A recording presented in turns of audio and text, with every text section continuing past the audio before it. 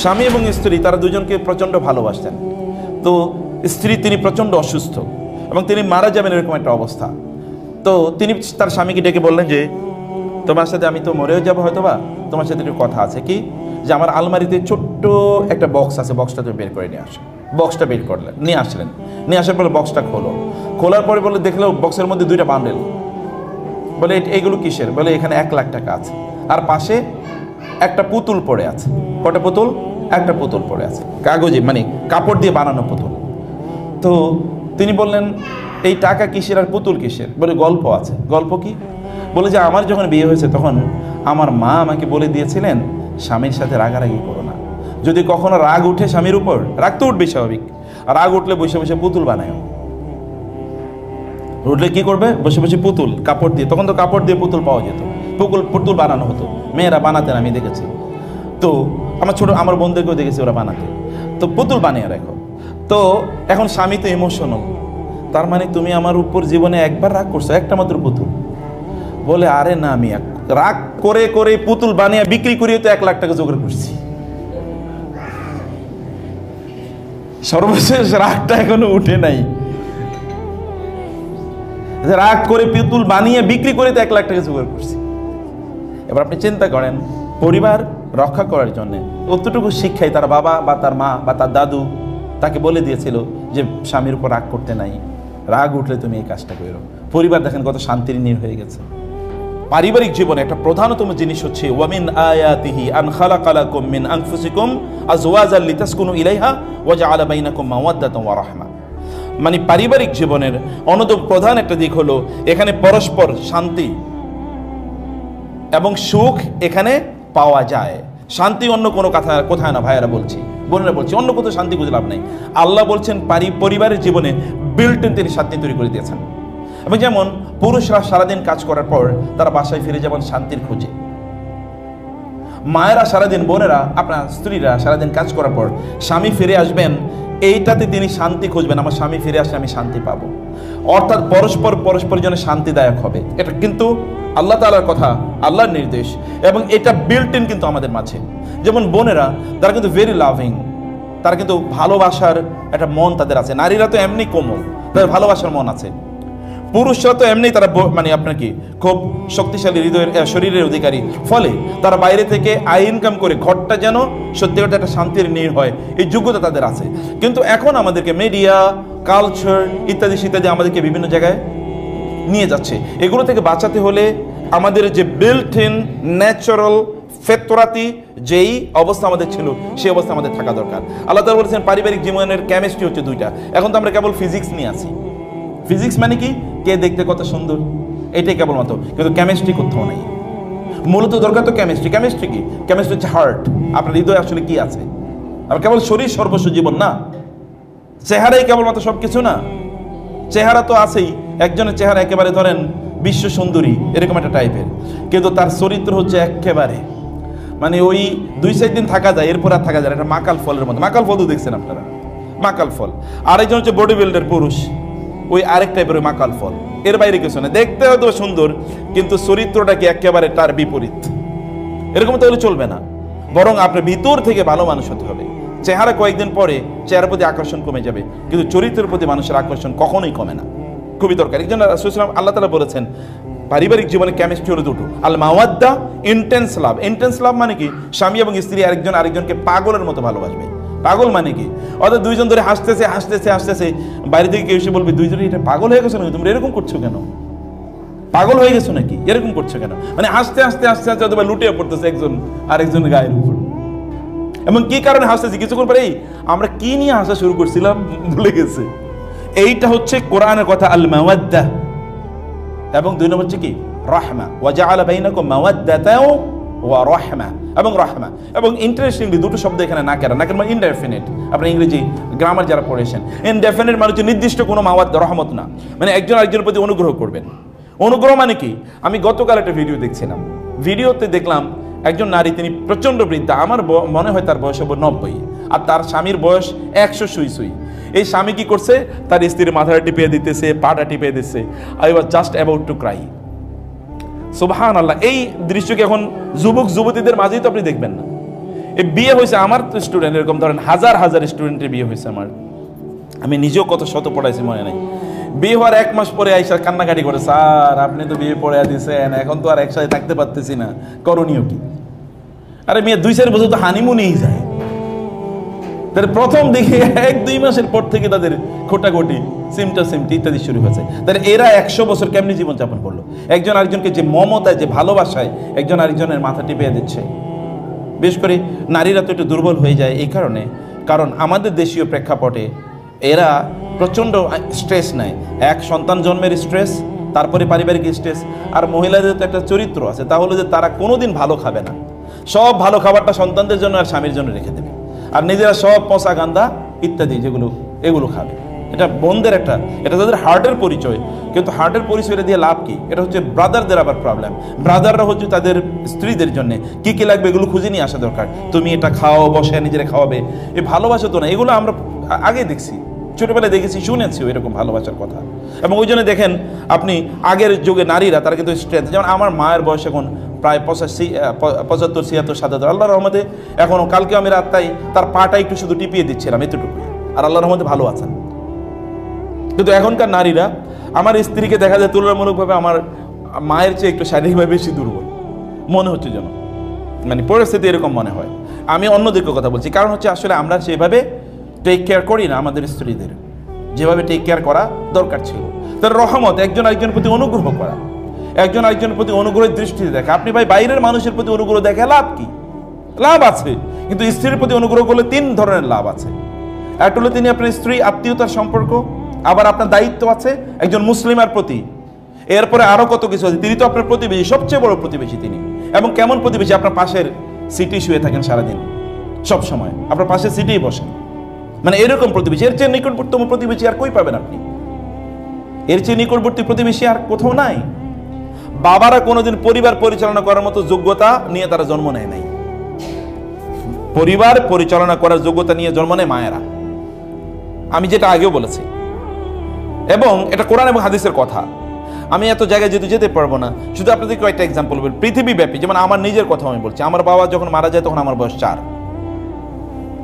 আমার বাবা মারা গেছে তখন আমার বয়স 4, এবং মা আমাদেরকে বড় করেছেন, মানে পড়াশোনা করিয়েছেন।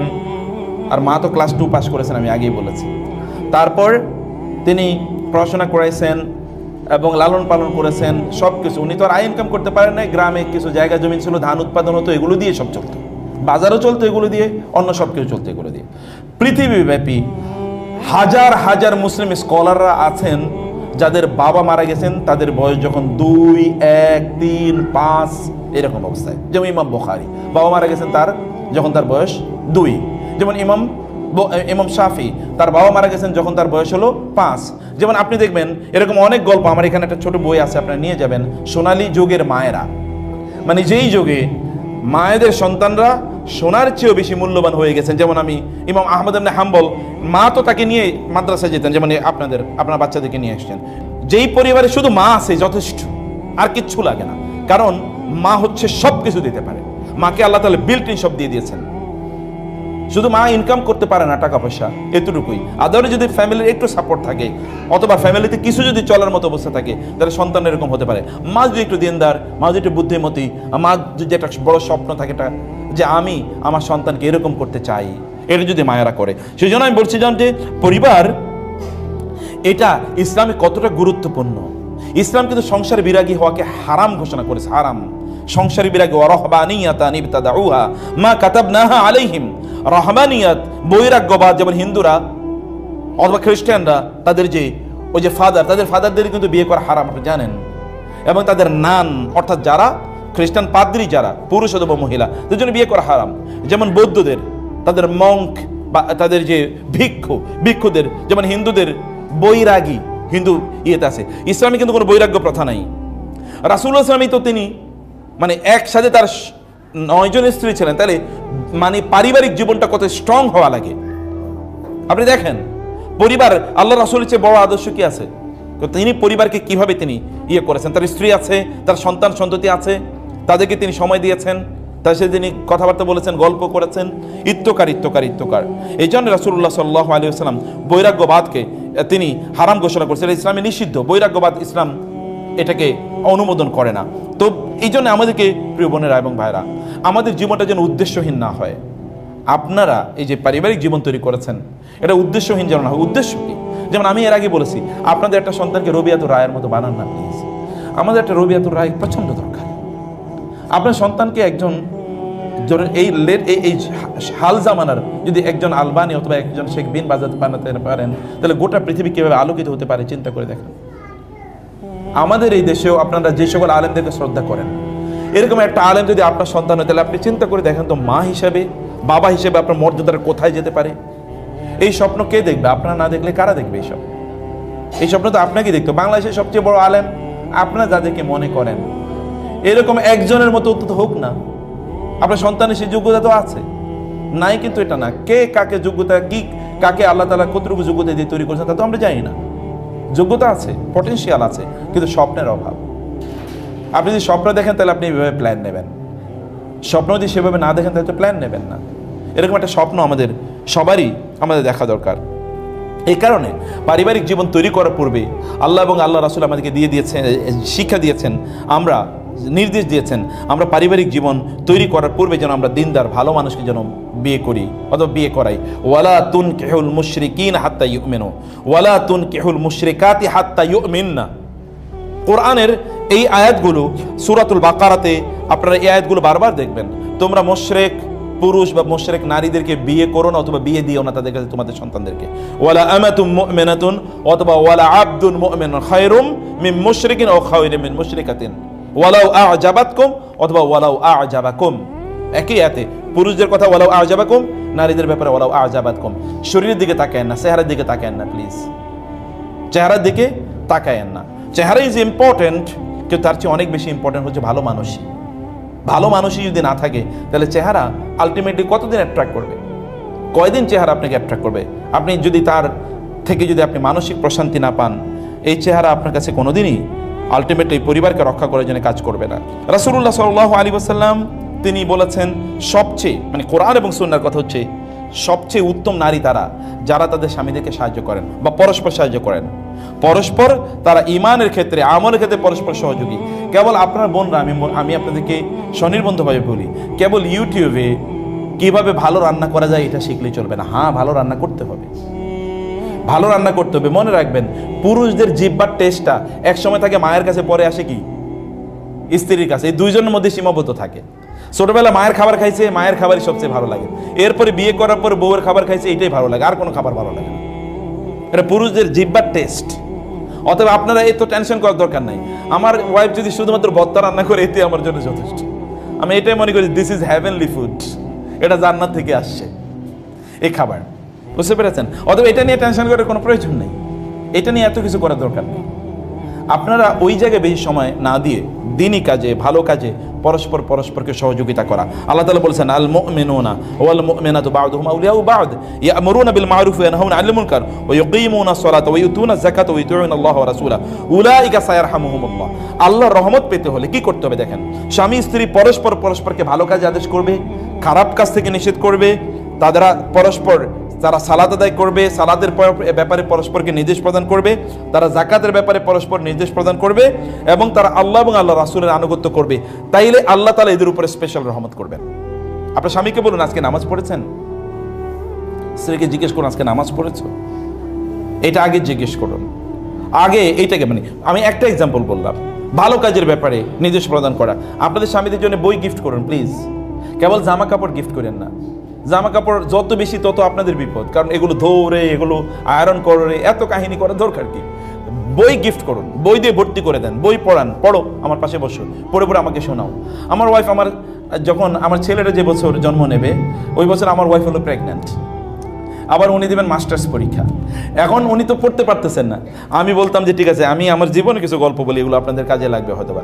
আমি বলতাম তুমি শুয়ে থাকো, আমি পড়ে পড়ে তোমারে শোনাই। তো উনি শুয়ে থাকতেন, আমি ওনারে পড়ে পড়ে শোনাই ব্যাখ্যা করতাম যে এইটার অর্থ হচ্ছে এটা, অতটুকু উনি শুনতেন। তো এরপরে যেতাম হলো ধরেন তার পরীক্ষা কেন্দ্রে, আমি তাকে নিয়ে যাচ্ছি পরীক্ষা কেন্দ্রে।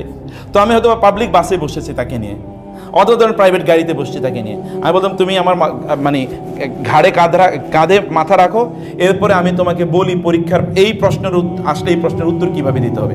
এ বলতাম অধিকাংশ প্রায় 90% পড়া উনি শুধু আমার কাছ থেকে শুনছে, পড়েই নেই, শুধু শুনে দিছি, শুধু শুনেই তিনি পরীক্ষা, এবং তিনি অনেক ভালো রেজাল্ট করছেন মাশাআল্লাহ, ফার্স্ট ক্লাস পাইছেন যতটুকু আমার মনে পড়ে। এটা সম্ভব। আপনি যদি পরস্পরকে হেল্প করতে যদি চান, Allah will make it easy for you, Allah এটা সহজ করে দেবেন।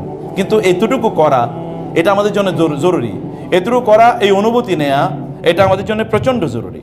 এটা আপনারা করবেন ভাইয়েরা বোনেরা, একসাথে ভালো কিছু কাজ করুন, একসাথে নামাজ আদায় করুন। রাসূলুল্লাহ সাল্লাল্লাহু আলাইহি ওয়াসাল্লাম খাদিজা রাদিয়াল্লাহু তাআলা আনহা যখন কোরআন আয়াত নাযিল হলো, ইয়া আইয়ুহাল মুযাম্মিল কুমিল লাইলা ইল্লা কালিলা, রাসূলুল্লাহ সাল্লাল্লাহু আলাইহি ওয়াসাল্লাম এবং খাদিজা রাদিয়াল্লাহু তাআলা দুজন নামাজ আদায় করতেন, এবং সামনে এবং পেছনে। আপনারা জানেন স্বামী স্ত্রী নামাজ আদায় করলে কীভাবে পড়তে হয়, সামনে এবং পেছনে। আমার ওয়াইফকে নিয়ে আমি আমার জীবনে কত নামাজ আদায় করছি আমার মনে নেই, এত পরিমাণ নামাজ আদায় করছি। উনি পিছনে দাঁড়াতেন, আমি সামনে দাঁড়াতাম, বহু নামাজ আদায় করেছি, অসংখ্যবার। সালাত আদায় করুন, একসাথে পড়ুন না। আপনাদের ভালোবাসা বিল্ডিং হোক, ভালোবাসা তো তৈরি হোক, এগুলো করা দরকার। এই সকল ভালো কাজে আপনাদেরকে করা দরকার। কোরআন আয়াত যখন আল্লাযীনা ইয়াকনিজুনা আয-যাহাবা ওয়াল ফিদ্দাতা ওয়া লা ইউনফিকুনাহা ফি সাবিলিল্লাহ ফাবাশশিরহুম বিআযাবিন আলীম। কোরআনের সূরাতু কোন সূরা এটা স্যার? সূরাতু তাওবার এই আয়াতটি যখন নাজিল হয়, সূরাতু তাওবার এই আয়াতটি যখন নাজিল হয়, তখন সাহাবায়ে কেরামরা তারা কেউ তারা মনে করতেন যে এই আয়াত, যেমন সাওবান রাদিয়াল্লাহু তাআলা বললেন, এই আয়াতটি নাজিল হওয়ার পর সাহাবায়ে কেরামরা কারা মনে করতেন এটা সোনা এবং রূপার ক্ষেত্রে নাজিল হয়েছে। কিন্তু আমরা জানতাম অনেকেই যে আসলে এখানে সোনা রূপার ব্যাপারে আলোচনা করা হয় নাই, বরং এখানে স্ত্রীর ব্যাপারে আলোচনা করা হয়েছে। শ্রেষ্ঠতম সম্পদ হলো কি? কোন একজন ব্যক্তি তিনি অন্য কিছু উপার্জন করছেন, অর্থাৎ স্বর্ণ রূপা এগুলো বাড়ি গাড়ি ইত্যাদির জন্য তিনি দৌড়াচ্ছেন, কিন্তু তিনি তার স্ত্রী, উত্তম স্ত্রী তিনি তৈরি করেন নাই, ওই ব্যক্তি ফাবাশশিরহু বিআযাবিন আলীম, ওর জন্য ভয়ঙ্কর শাস্তি আছে। মানে স্ত্রীকে তৈরি করতে হয়। ভাইয়েরা থাকলে আলোচনা ভাইদের জন্য ছিল, কিন্তু আপনাদেরকেও বলবো, আপনাদের সন্তানকে আপনারা বুঝান। আপনার স্ত্রী, আপনার স্বামী হয়তো বা দিনদার না, আপনি তাকে দিনদার বানান। আপনার স্ত্রীকে যদি দিনদার না হয় তাহলে আপনার দায়িত্ব, একটা দিনদার স্ত্রী বানান না। আপনি যদি একজন দিনদার স্ত্রী বানাতে পারেন তাহলে আপনার টেনশন নাই, আর কোনো টেনশন। আপনার সন্তানরা দিনদার হবেই হবে। তাহলে ইনভেস্টমেন্ট করতে হবে স্ত্রীর মধ্যে, মূলত সন্তানদের প্রতি ইনভেস্টমেন্ট করার আগে স্ত্রীদের প্রতি ইনভেস্টমেন্ট করতে হবে, তাদের মধ্যে ইনভেস্টমেন্ট করতে হবে। কিভাবে ইনভেস্টমেন্ট করবেন? যেমন বোনদের আপনাদেরকে বলছি, বিভিন্ন জায়গায় এখন কোর্স পাওয়া যায়, এই কোর্সগুলো আপনারা করেন। এখানেই তো সব আলোচনা আমাদের পক্ষে হয়তো করা সম্ভব না, যদিও আমি আমার দাওয়াতি একটা কাজ হিসেবে আমি এটাকে গ্রহণ করেছি, কিন্তু কতদিন করবো সেটা আমি জানি না। আমি শুধু বলবো আপনাদেরকে যে আপনারা দিনই কাজে বিভিন্ন জায়গায় অন্তর্ভুক্ত থাকেন প্লিজ। দিনই কাজগুলো আপনারা বিভিন্নভাবে দিনই কাজগুলো আপনারা করেন। একজন আরেকজনকে প্রচণ্ড ভালোবাসে, ভালো করে শুনুন। রাসূল ইসলাম বলেছেন, ওয়া নিসাউকুম মিন আহলিল জান্নাহ, তোমাদের জান্নাতি নারীরা কারা? যারা আল ওয়াদুদু, স্বামীদেরকে বেশি ভালোবাসেন, এবং আল আউদু, স্বামীদের কাছে বারবার ফিরে আসেন। স্বামীদের কাছে কি করেন?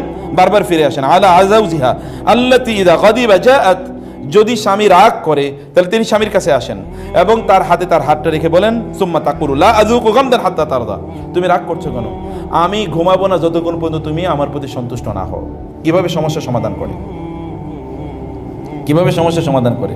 তো এখন স্বামী রাগ করছে, এরপরে আপনি আরেক বিছানায় গিয়ে এখন থেকে শুইতেছেন, ঘুমাইতেছেন, অথবা রাগ করে বাপের বাড়িতে চলে গেলেন। সমস্যা কি সমাধান হল না জটিল হলো? সমস্যা জটিল হলো, সমস্যার সমাধান হয় নাই। সমস্যাকে সমাধান করার জন্য স্বামী রাগ করাচ্ছে, তার কাছে গিয়ে বলবেন যে তুমি কেন রাগ করেছো, আমার ভুল হলে আমি ক্ষমা চাই, আদরে তুমি রাগ করো না। আচ্ছা ঠিক আছে, তুমি রাগ করছো, শান্ত হও, আমি তোমার হাতে হাত রেখে, হাদিসে বলছে, রাসূল সাল্লাল্লাহু আলাইহি ওয়াসাল্লাম বলেছেন, এবং সহিহ হাদিস, রাসূলুল্লাহ সাল্লাল্লাহু আলাইহি ওয়াসাল্লাম বললেন, সহিহুল জামিআর হাদিস এটি, যে তুমি যতক্ষণ পর্যন্ত সন্তুষ্ট না হবে ততক্ষণ পর্যন্ত লা আনামু আবাদা, অথবা আলা আনামু, আমি ঘুমাবো না যতক্ষণ পর্যন্ত তুমি আমার প্রতি সন্তুষ্ট না হও, আমি খাবো না যতক্ষণ পর্যন্ত তুমি সন্তুষ্ট না হও, এরকম, বা তুমি রাগ যতক্ষণ পর্যন্ত না কমাও। এরপর দেখবেন তিনি she will start loving you more. স্বামীদেরকে, তাদেরকে ভালোবাসা, আল ওয়াদুদ, স্বামীদেরকে ভালোবাসা, এগুলো যদি আমরা করতে পারি তাহলে পরকীয়া কমে যাবে। এবং স্ত্রীদেরকে ভালোবাসুন, যেটা আমি এর আগে বলেছিলাম, যে পরস্পর গল্প করুন, কথাবার্তা বলুন, গল্প করেন, কথাবার্তা বলেন, হাসতে থাকুন। যারা কি একদল লোক আছে যারা হাসাহাসি অথবা গল্প সব বিয়ের আগে শেষ করে ফেলে, এরপরে আর গল্পের কিছু থাকে না, এরপরে শুধু থাকে মারামারি। দেখছেন না? মানে আগে তো রোমান যদি আগে সব শেষ করে ফেলে তাহলে পরে কি করবে? পরে তো আর কিচ্ছু বাকি থাকে না, এবং এই কারণে পরে সব মারামারি লাগে। আচ্ছা, আপনার দাদা দাদি বা আপনার মা এবং বাবা তারা পরস্পরকে এরকম পাগলের মতো ভালোবাসতো কেন? একজন আরেকজনের ছাড়া চলতে পারতো না। এই কই গেলা, আমি তো এখনো কেউ কারো নাম এখনো গ্রামে গিয়ে দেখি নাম কেন অমুক তো কই গেলা, খাইলো কিনা আজকে, কোথায় গেছিল, এরকম টাইপের কথাবার্তা, মানে সরাসরি পর্যন্ত বলেন, এতটা রেসপেক্ট করে একজন আরেকজনকে, তাই না? এখন তো আমরা প্রথমত বলি তুমি, তারপর থেকে কি শুরু হয় তুই। তুমি সাস্টেন করে না বেশিক্ষণ, এরপরে শব্দটা শুরু হয়ে যায় তুই। মানে রিলেশনটা কতটা খারাপ পর্যায়ে আমাদের যাচ্ছে। পরস্পরকে ভালোবাসা দরকার, পরস্পরের সাথে গল্প করা দরকার। গল্প করেন না আপনারা, যেই কোনো দুনিয়া কেবল গল্প মানে, কিন্তু এখন তো আমাদের দেখবেন যদি গল্প করতে বসে স্বামী স্ত্রীরা, তাহলে এক দুই কথা আলোচনার পরে এরপরে পোলাপাইনের কথা চলে আসে। ওরা কি আজকে ঠিক মতো খাইলো, বাজার কি হইলো, এই বাসায় কিন্তু বাজার নাই, আলোচনা কিন্তু এক দুই সেন্টেন্সের পরে ওইখানে চলে যায়। না ভাই আর কোনো আলোচনা নাই, তাহলে এর আগে এত আলোচনা কিসের ছিল, তার আগে কিসের এত আলোচনা ছিল? এই যে এত আলোচনা করে পোলাপাইন পার্কে, তাহলে কি আলোচনা করে আমি তো তাই বুঝি না। তো এই আলোচনা তো স্বামী স্ত্রীর মধ্যে হবে, ওই আলোচনা তো হারাম, কিন্তু এটা কি, এটা বাধ্যতামূলক, এটা হালাল, এটা করতে হয়, এটা কেমিস্ট্রি অফ ম্যারিড লাইফ, এটা বৈবাহিক জীবনের কেমিস্ট্রি এটা। যাই হোক, আমি এরপরে যেটি স্বামীকে মুগ্ধকারিনী, রাসূলুল্লাহ সাল্লাল্লাহু আলাইহি ওয়াসাল্লামকে জিজ্ঞেস করা হলো আইয়ুন নিসাই খায়র, সর্বোত্তম নারীকে? তিনি বললেন আল্লাতী তাসুররুহু ইযা নাযারা, যদি স্বামী যদি তার দিকে তাকায় তাহলে তাকে তার প্রতি সন্তুষ্ট হয়, এবং ওয়াতুতিউহু ইযা আমারা, তিনি তাকে আনুগত্য করেন যখন তিনি তাকে কোনো নির্দেশ দেন। ওয়ালা তুখালিফুহু ফি নাফসিহা ওয়া মালিহা বিমা ইয়াকরাহু, তিনি তার স্বামীর অপছন্দনীয় কোনো কাজই করেন না। যেমন কয়েকটা ইস্যু আমি আপনাদেরকে বলি, যেমন আপনাদের স্বামীদের ব্যাপারে আপনার সুন্দর জামা কাপড় পরে থাকবেন। সব সুন্দর জামা কাপড় এখন বান্ধবীর বাড়িতে যাওয়ার জন্যে, অথবা বোনের বাড়িতে যাওয়ার জন্যে, অথবা বিবাহর আসরে যাওয়ার জন্য সব জমা করে রাখবেন না। অর্নামেন্টস তো এখন বোনেরা রাখে কোথায়? এখন হচ্ছে ব্যাংকের লকারে, শুধু ওই দিনই বাইর করে যেদিন কোনো বিয়ের অনুষ্ঠানে যাবে। তো আপনার এই অলংকার তো আপনার স্বামীর জন্য, কারে দেখাবেন এই অলংকার? অনেকে বলেন যে আমার স্বামী এগুলো পছন্দ করে না, তা ঠিক আছে, কিছু কিছু পুরুষের তো রুচি ওই লেভেলের নাই, তাও ঠিক আছে। তারপরেও আপনার নিজকে আপনি ইয়ে করুন, আপনি পারফিউম ব্যবহার করুন, বেশি বেশি আতর ব্যবহার করুন, ঘরটাকে আতরময় সুগন্ধিময় করে রাখুন, সুন্দর সুন্দর জামা কাপড় পরে বাসায় থাকুন। এটা করা দরকার, কারণ এটা আপনার জন্য কি সওয়াবের কাজ, আর ওটা হলো হারাম। আরেকজনকে আপনার সৌন্দর্য প্রদর্শন করা হলো হারাম। ওয়ালা ইউবদিনা যিনাতাহুন্না ইল্লা লিবুউলাতিহিন্না, তারা তাদের সৌন্দর্য কেবল স্বামীর জন্য প্রকাশ করবে, অন্য কারো কাছে না। অতএব তাদের কাছে, তাদের সামনে আপনার সৌন্দর্যগুলো প্রকাশ করে, এটা আপনার জন্য ইবাদত, এটা ইবাদত। কিন্তু একটি গল্প আছে খুবই বিখ্যাত, মানে এটা সালাফদের মধ্য থেকে এরকম কিছু বক্তব্য পাওয়া যায়। তোমাদের একটা জিনিস হলো আমি একটু আপনাদেরকে বলে রাখি, মানে সবচেয়ে মানে ওমর ইবনুল খাত্তাব রাদিয়াল্লাহু তাআলা তিনি বলেছেন যে শাররুন নিসাই সিত্তুন, মহিলাদের মধ্যে 6টা গুণ খুবই খারাপ, খুবই খারাপ 6টা গুণ আছে। এর মধ্যে কি আল হান্নানা, 2 নম্বর হচ্ছে আল আন্নানা, আল মান্নানা, আল হাদ্দাকা, আল বাররাকা, আশ-শাদ্দাকা। বুঝতে পেরেছেন? ভালো করে শুনুন, এটা মজার জিনিস। তিনি বলেছেন মহিলাদের মধ্যে শাররুন নিসাই সিত্তুন, নারীদের মধ্যে 6 ধরনের নারী আছে যারা খারাপ, অথবা নারীদের মধ্যে 6টা গুণ আছে এটা খারাপ। এর মধ্যে 1 নম্বর গুণ হলো আল হান্নানা। হান্নানা মানে কেবল বাপের বাড়ির গল্প, কেবল কার গল্প? আর হান্নানা। এটা বেশি বেশি বলার দরকার নেই, কম বলবেন, এটা বেশি বেশি এটা বলার দরকার নেই। 2 নম্বর হচ্ছে কি আল আন্নানা, বেশি বেশি কি করে তারা কেবল আনিন, আনি মানে হচ্ছে কেবল কান্নাকাটি, কথায় কথায় নাক কাঁদুনি আছে না, একদম কথায় কথায় কেঁদে দেয়, এটা করা ভালো না। 3 নম্বর কি হচ্ছে আল মান্নানা, মানে কেবল খোঁটা দেয়। কি দেয়? কেবল খোঁটা দেয়। কিসের খোঁটা? আমার বান্ধবীর এত বড় একটা ফ্ল্যাট, আর তোমারে মিয়া বিয়ে করে আমার জীবনটা শেষ হয়ে গেছে, তোমার বিয়ে না করলে আমার ওই যে অমুকে কত, আমার বোন, আমার বান্ধবী, আমার অমুকে, তারা কত ভালো আছে। এটা হলো আল মান্নানা, মানে খোঁটা দেয়া। এটা খুবই একটা খারাপ কাজ। এটি কোনো নারী, যে সকল নারীরা এই কাজটিগুলো করেন, মানে যদিও ওমর ইবনে খাত্তাব থেকে এরকম একটা বর্ণনা আছে, আমি জানি না বর্ণনাটি নিয়ে অনেক ধরনের বক্তব্য আছে যে এটা সত্য কিনা, কিন্তু আরবরাই জাতীয় কথাগুলো, আরবি ভাষায় জাতীয় কথাগুলো খুবই প্রসিদ্ধ। এবং 4 নম্বর হচ্ছে কি আল হাদ্দাকা। আল হাদ্দাকা মানে হচ্ছে তিনি কোথাও ধরেন বেড়াতে গেছেন, বান্ধবীর বাসায় বেড়াতে গেছেন, ওইখানে গিয়ে দেখলেন তার বাসার হলো 1500 স্কোয়ার ফিটের। এখন স্বামীরে বলেন, তুমি আমার এই 800 স্কোয়ার ফিটের বাসায় আর কত বছর রাখবা? অথবা ওইখানে একটা নতুন ডাইনিং টেবিল দেখে এসে আমাদের ডাইনিং টেবিলটা এখন আর আমার ভালো লাগে না, ওইখানে কত সুন্দর একটা ডাইনিং টেবিল দেখে এসেছি। অথবা মার্কেটে গেলে যেটাই দেখে এটাই বাচ্চাদের মতো, এটা কত সুন্দর, চলো এটা নেই। মানে এই যে প্রবণতা, এই আল হাদ্দাকা, এই আল হাদ্দাকা টাইপের হওয়া কোন অবস্থায় এটা ভালো না। এবার 5 নম্বর হচ্ছে আল বাররাকা। আল বাররাকা মানে হচ্ছে বিজলি, অর্থাৎ চোখের দিকে তাকাইলে মনে হচ্ছে এখানে বিজলি জ্বলবে। এখন বিজলি জ্বলা মানে কি, চোখ দিয়ে মনে হচ্ছে খেয়ে ফেলবে এরকম একটা টাইপের, ঠিক আছে? চোখ এরকম না, চোখকে শান্ত। স্বামী এবং স্ত্রী উভয়ের জন্য প্রয়োজন একই বক্তব্য, যে এমন যেন না হয় আপনাদের চোখটা সুন্দর হবে, বরং চোখে কোহল লাগানো, এবং নারীরা তাদের হাতে কি মেহেদি, যেটাকে আমরা বলছি, এটা লাগিয়ে রাখে, এটা উত্তম। রাসূল সাল্লাল্লাহু আলাইহি ওয়াসাল্লাম যেরকম জিজ্ঞেস করেছেন যে এটা দেখো না, এটা নাই কেন, তোমার হাতে এটা নাই কেন, এটা সৌন্দর্যের অংশ। আমরা তো কেবল ঈদের দিন এটা লাগাই, তাই না? কিন্তু এটা সদা সর্বদা নারীরা এটা করে রাখবেন, সৌন্দর্য করে রাখবেন, এটা আপনাদের উচিত। এবং এটা একটা ইবাদতের পার্ট, বিকজ আপনার making your husband happy is a part of your ইবাদত।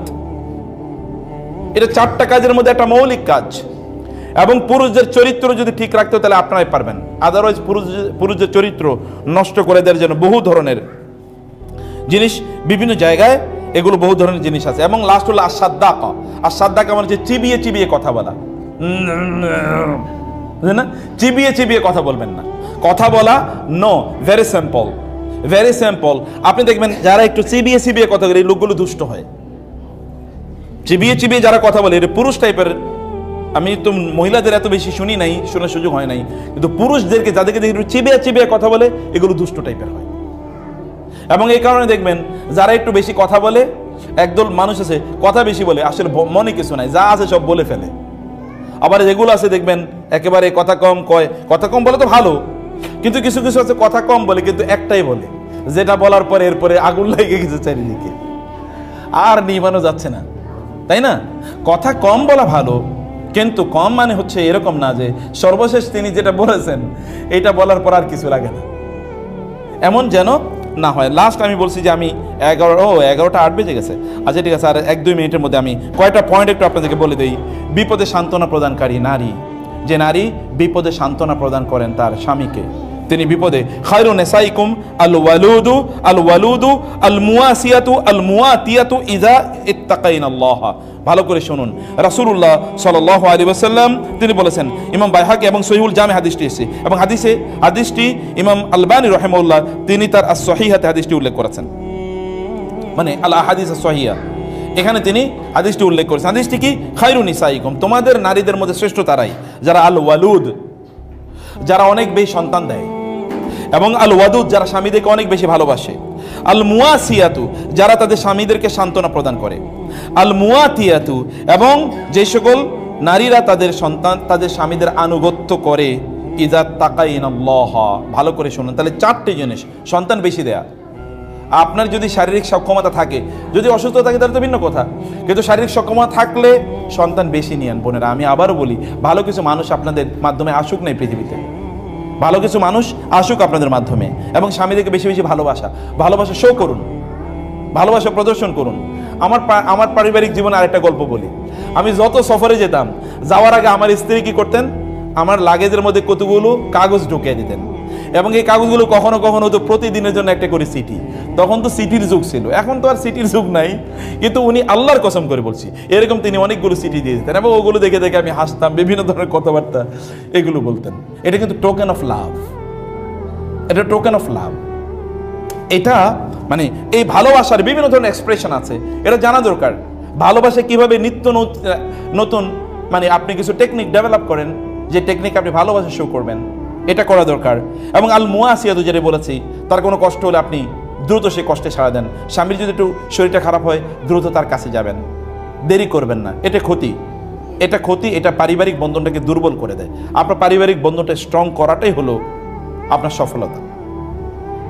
আপনার সফলতা পারিবারিক বন্ধনটাকে স্ট্রং করা বা শক্তিশালী করা। অতএব এটি আমাদের করতে হবে।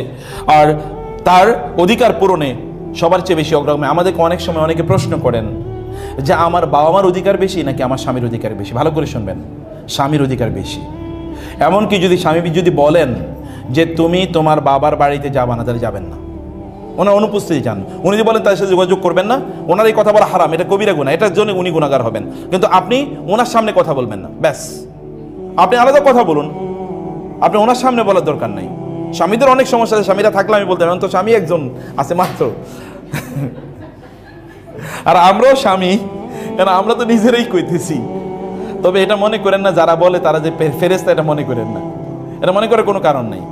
আমরাও ফেরেশতা না, কেউ ফেরেশতা না, ত্রুটি বিচ্যুতি সবার আছে। কিন্তু এই জন্য আমি আগেই বলেছি, আল্লাহ যেন আমাদেরকে এই কথাগুলো সবচেয়ে বেশি আমল করার তৌফিক দান করেন, আল্লাহুম্মা আমিন। বোনেরা, সেই জন্য আমি বলছি যে এখানে আমাদের যেটা করা দরকার তা হলো আমরা যেন তাদের প্রায়োরিটি আমরা যেন প্রদান করি।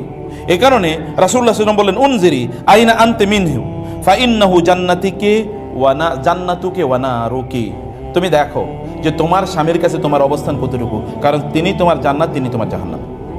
তোমার স্বামীর কাছে তোমার অবস্থান কতটুকু, তোমার স্বামী তোমাকে কতটুকু রেসপেক্ট করেন, ভালোবাসেন, শ্রদ্ধা করেন, এটা দেখবে। রাসূলুল্লাহ সাল্লাল্লাহু আলাইহি ওয়াসাল্লাম এই কথা বলেছেন এবং এই হাদিসটি মুসনাদে আহমদে এসে এবং আলবানী রাহিমাহুল্লাহ তার সহিহাতে হাদিসটি উল্লেখ করেছেন।